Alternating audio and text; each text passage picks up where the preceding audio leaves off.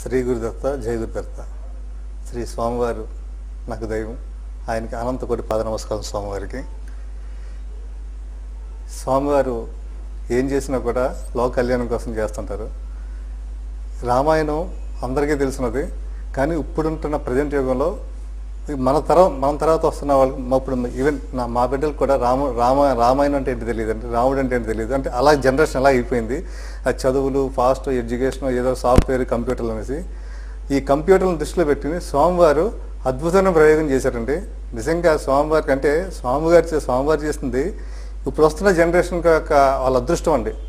వాళ్ళ పుణ్యఫలం, వాళ్ళు ఏదో పూర్వజనంలో చేసుకున్న పుణ్యం వలన ఇప్పుడు వస్తున్న జనరేషన్కి వాళ్ళకి అర్థమయ్యే విధంగా రామాయణం అంటే అందరికీ చాలా భయపడతారు. అంటే రామాయణం చదవాలా, ఇంత పెద్దదా రామాయణం, చాలా పెద్ద కథ అనుకుంటారు.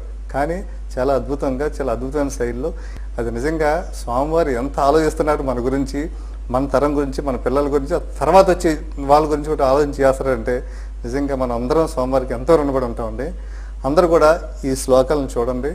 మనం అంటే చిన్నపిల్లలే కాదండి, మనం పెద్దవాళ్ళం అందరం కూడా ఏంటంటే స్వామివారి వాయిస్ మీ అందరికీ తెలుసు, అది ఒక మెస్మరైజ్ అండి. స్వామివారిని మనం చూస్తుండగానే మనకు ఎందుకో తెలియని కళ్ళ నీళ్ళు వస్తుంటాయి. అలాగే మనం స్వామివారి వాయిస్ ఉంటున్నా కూడా మనం ఎక్కడ ఉంటున్నామో ఏంటో తెలియదు, మన మైండ్ ఎక్కడికి వెళ్ళిపోతుందో తెలియదు, ఏంటో తెలియదు, ఆ విధంగా మనకు ఉంటుందండి.